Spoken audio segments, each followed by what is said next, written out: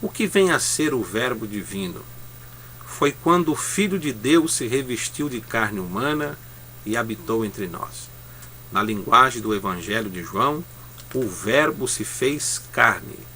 Este Evangelho é o canal de Deus para nos fazer compreender sobre a presença de Jesus, o Verbo divino, entre os homens. Enquanto os três evangelhos iniciam-se falando sobre o nascimento de Jesus, João, indo muito mais distante, revela sua existência antes da criação. Diz ele: no princípio era o Verbo, e o Verbo estava com Deus, e o Verbo era Deus. João capítulo 1, verso 1. Segundo o pastor Ezequias Soares, que é professor de grego e hebraico, o termo verbo aplicado a Jesus procede do original logos e, apesar de seu amplo significado secular, que é palavra, razão ou pensamento, é usado no versículo 1 com o sentido de verbo ou palavra divina. Por isso a expressão verbo divino.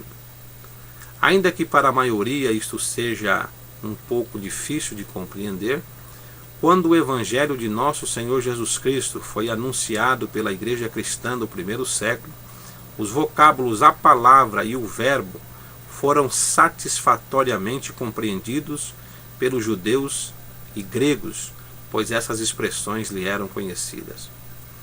Na revista Jovem Adultos do primeiro trimestre de 2008, na lição de número 1, cujo tema é Jesus, o Verbo de Deus, o pastor Ezequias Soares comenta sobre as afirmações doutrinárias de João 1:1. Ele usa as três divisões do versículo 1, que é: no princípio era o Verbo, e o Verbo estava com Deus, e o Verbo era Deus. Na primeira parte, então, o princípio era o Verbo. Esse trecho afirma que Jesus é eterno. A Bíblia assevera: no princípio criou Deus os céus e a terra. Gênesis 1:1. Porém, em João 1:1, parte A, a Sagrada Escritura vai infinitamente além do fato expresso em Gênesis 1:1, ao afirmar que no princípio era, ou seja, o Verbo já existia. O Senhor Jesus existe antes de todas as coisas, inclusive antes de o tempo ter início. E ele é antes de todas as coisas, e todas as coisas subsistem por ele. Colossenses capítulo 1, verso 17. O Filho de Deus, além de existir por si só, conforme João 5:26, estava com o Pai antes da criação do mundo. João 17, versos 5 e 24. Ele existe por si mesmo e sustenta todas as coisas pela palavra do seu poder. Hebreus 1:3. A segunda parte do versículo 1 de 1 João. E o Verbo estava com Deus. O texto é claro. O Filho unigênito estava com o Pai. João 1:18. O Verbo, o Emanuel, não é apenas eterno, mas também distinto do Pai. Esta corretíssima afirmação aniquila o falso ensino dos modalistas e unicistas, que, embora defendam a divindade de Jesus, negam a santa doutrina bíblica da Trindade. Segundo os hereges, Pai, Filho e Espírito Santo são uma só pessoa. Eles não creem na doutrina da existência de um só Deus que subsiste em três distintas e santíssimas pessoas, conforme Mateus 28:19. Todavia, esse ensinamento está claramente exposto nas Escrituras. Nós podemos ver isso através do batismo de João, sua oração sacerdotal e a declaração da sua suprema autoridade.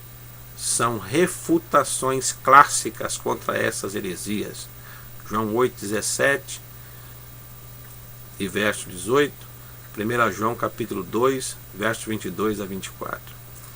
A terceira parte então de João 1:1, e o Verbo era Deus. Observe que o conceito expresso nesse versículo é progressivo. Uma declaração esclarece a outra até culminar com uma verdade enfática. E o Verbo era Deus. Se o início do Evangelho de João especificamente no capítulo 1, do verso 1 ao verso 14, fosse o único lugar nas Escrituras em que a divindade do Verbo é afirmada, já teríamos subsídio suficiente para crer e confessar a doutrina. Todavia, esse ensino é asseverado em todo o contexto bíblico. João 5,18, João 10,30, Colossenses 2,9.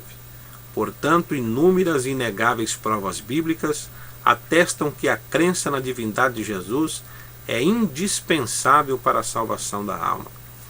Nós poderíamos citar 1 Coríntios 15, de 1 a 4, 1 Timóteo 6, 15 e 16, Hebreus 1, de 1 a 3, 1 Pedro 1, de 2 a 5 e 1 João 5, de 1 a 13. Resumindo, no princípio era o Verbo, quer dizer, Jesus é o Verbo e existe antes de todas as coisas.